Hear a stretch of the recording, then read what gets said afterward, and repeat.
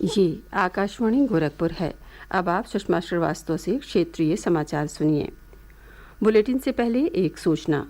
आज़ादी का अमृत महोत्सव क्विज श्रृंखला का प्रश्न कल सुबह 7:20 पर प्रादेशिक समाचार बुलेटिन में पूछा जाएगा। अपने जवाब हमें ईमेल आईडी airnews.gkp@gmail.com पर भेजें। जवाब के साथ अपना नाम, पता और फ़ोन नंबर अवश्य लिखें। और अब समाचार। मुख्यमंत्री योगी आदित्यनाथ ने अगले 6 महीनों में 10,000 पैरामेडिकल स्टाफ की नियुक्ति करने के निर्देश दिए हैं।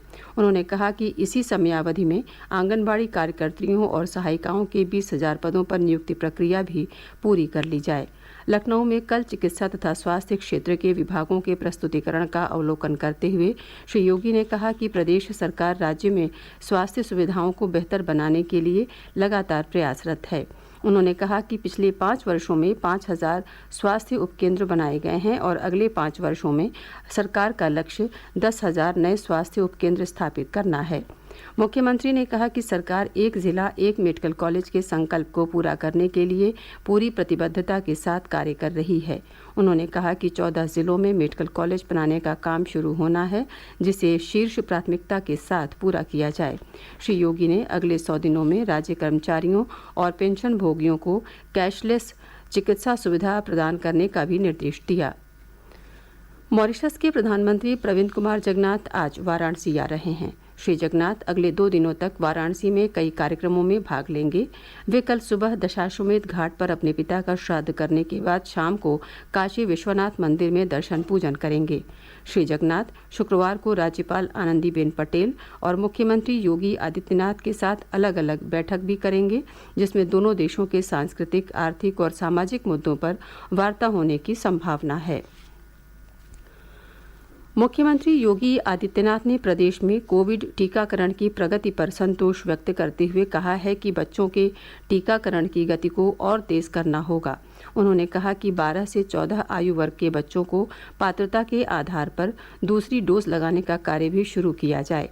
लखनऊ में आज उच्चाधिकारियों के साथ कोविड प्रबंधन की समीक्षा बैठक में मुख्यमंत्री ने कहा कि 18 वर्ष से अधिक आयु के पात्र व्यक्तियों को कोविड रोधी टीके की एहतियाती डोज लगाने का कार्य भी और तेजी के साथ किया जाए। श्री योगी ने कोविड के बढ़ते मामलों को देखते हुए लखनऊ और राष्ट्रीय राजधानी क्षेत्र के जिलों में मास्क के प्रयोग की अनिवार्यता को सख्ती से लागू करने के भी निर्देश दिए।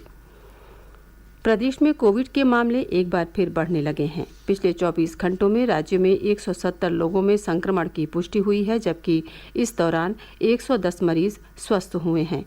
राज्य में इस समय कोरोना के सक्रिय मरीजों की संख्या 856 है। इस बीच कोविड नमूनों की जांच का काम लगातार जारी है। कल 1,13,000 से अधिक नमूनों की जांच की गई। वहीं कोविड रोधी टीके लगाने का कार्य भी निरंतर चल रहा है। कल 5,24,000 से अधिक टीके लगाए गए। राज्य में अब तक 30,86,00,000 से अधिक टीके लगाए जा चुके हैं।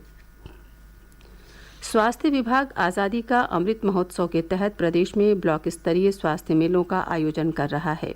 गोरखपुर के कैंपियरगंज, बांसगांव और गगहा विकास खंडों में भी स्वास्थ्य मेलों का आयोजन किया गया है। विधायक विमलेश पासवान ने गगहा और बांसगांव में आज स्वास्थ्य मेलों का शुभारंभ किया। उन्होंने लोगों से स्वास्थ्य मेलों में निःशुल्क जांच और दवाओं की सुविधा का लाभ उठाने की अपील की। वहीं बस्ती जिले के विकासखंड सल्टुआ गोपालपुर में भी स्वास्थ्य मेले का आयोजन किया गया है। इसका उद्घाटन आज सांसद हरीश द्विवेदी ने किया। मेले में 1,000 लोगों की स्वास्थ्य जांच की गई।